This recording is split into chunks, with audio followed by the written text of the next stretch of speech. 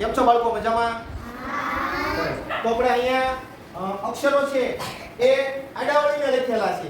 આ અક્ષરો છે કેવા લખેલા છે? આડાવળી લખેલા છે. એને તમારે વ્યવસ્થિત રીતે ગોઠવવાના છે અને શબ્દ બનાવવાનો છે. શું કરવાનું છે? શબ્દ બનાવવાનો છે. અહીંયા મેં લખેલું છે મ ત ર. શબ્દો આડાવળી થઈ ગયા છે. તો આપણે સૌથી પહેલો છે મ ત ર. તો એ શબ્દ છે એને આપણે અર્થપૂર્ણ શબ્દ બનાવવાનો છે. તો કોણ આવશે પહેલા? તો આવો આરાધના બેન. જો આલો ચોક તમને આપું.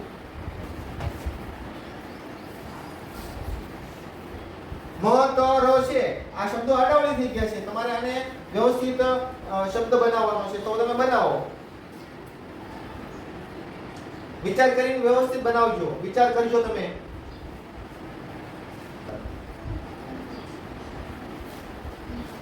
તરમ. શું લખ્યું? તરમ. તરમ છે એ જવાબ સાચો છે આરાધનાબેન નો? હે? ખોટો છે?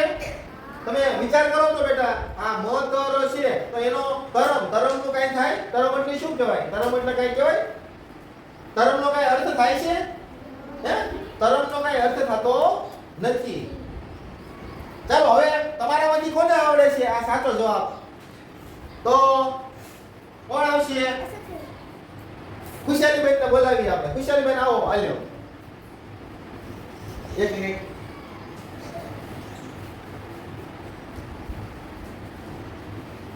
લખો ખુશાલીબેન.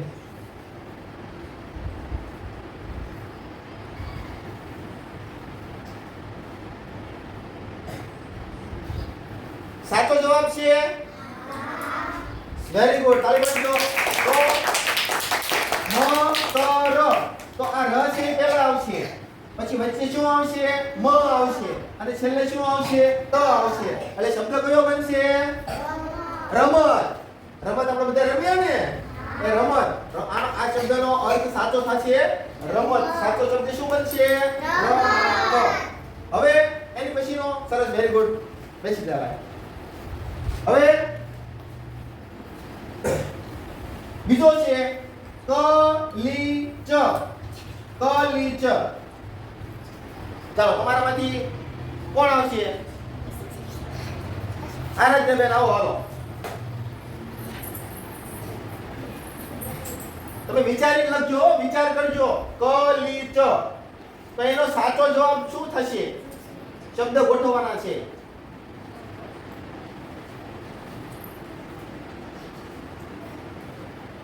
ચ ક લી. સાચો જવાબ છે? હે? સાચો છે? બિલકુલ સાચો છે. તાળી પાડો. વાહ. કલીચ. એનો સાચો શબ્દ શું બનશે? ચકલી. Very good. મસ્ત. હાલો હવે સ સઈ ની. આ ત્રણ શબ્દો છે. ત્રણ અક્ષરો એ આડાવળી થઈ ગયા છે. તો કોણ આવશે? બોલો કોણ આવશે? આવો સિદ્ધાર્થભાઈ.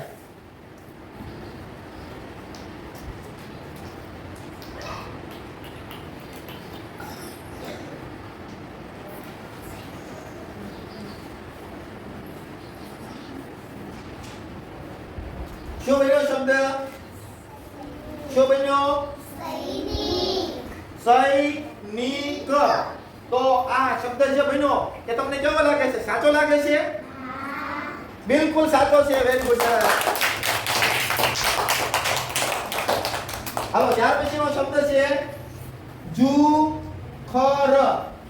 અક્ષરો આડાવળી થઈ ગયા છે. તો તમારે એનો અર્થપૂર્ણ શબ્દ બનાવવાનો છે. કોણ બનાવી શકશે? ભાઈ ધરમભાઈ આવો. હાલો વિચાર કરજો બેટા.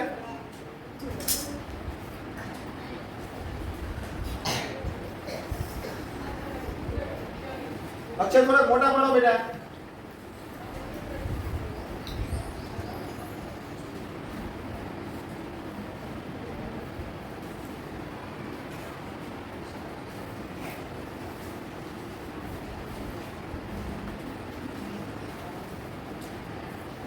શું બન્યું?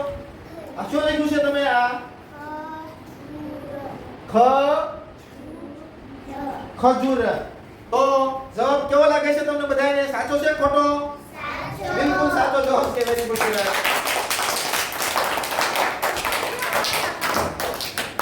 હાલો હવે ચાર શબ્દ પૂરા થઈ ગયા છે. હવે અહીંયા તારોખ. તારોખ અક્ષરોને ગોઠવવાના છે અને શબ્દ બનાવવાનો છે. નથી આવડતો તમને કોઈને? વિદ્યાબેન આવડશે તમને? તમને નહીં આવડે તો આપણે આરાધનાબેન ને કહીએ. આરાધનાબેન આવો, વિચારીને કરજો, આની જેમ ભૂલ ન થઈ જાય. સાચો જવાબ આવો એવું કરજો.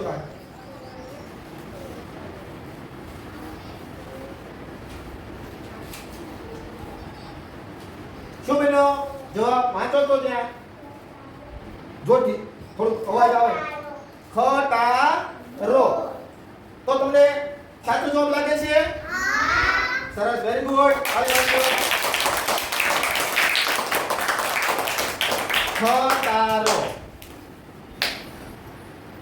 હવે છઠ્ઠો શબ્દ છે ડોલીમ. અક્ષરો છે આડાવડી છે, આપણે સીધા કરવાના છે. કોણ આવશે? વિચારીને કરજો. આવો ખુશાલીબેન. ધરમભાઈ તમને આવડશે એમ? સરસ, આવો ખુશાલીબેન.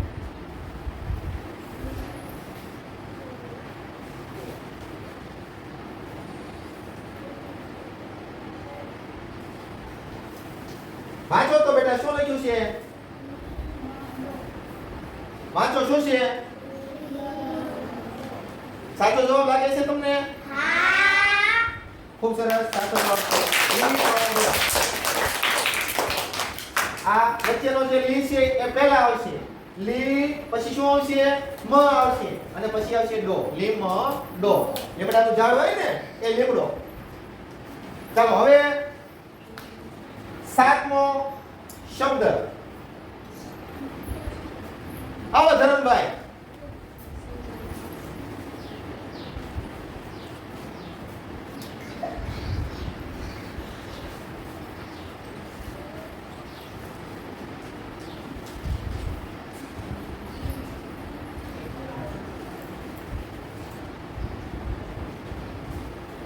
ધરમભાઈ શું લખ્યું તમે? આ વાંચો તો. લીટ પા. સાચો જવાબ છે? તમારો જવાબ બિલકુલ ખોટો છે. સાચો જવાબ કોણ આપશે? ચાલો, ખોટો જવાબ છે ધરમભાઈ તમારો. હાલો તનુજાબેન આવો. હાલો મસ્ત લખજો, અક્ષર સારા પાડજો.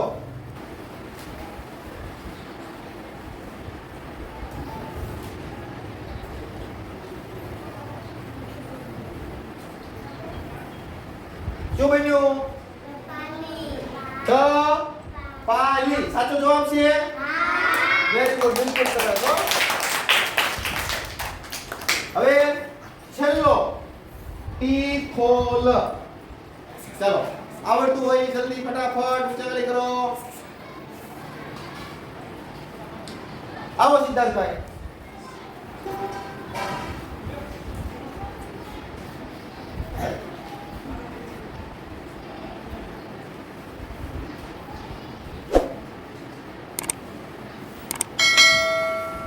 શું બન્યું? વાંચો.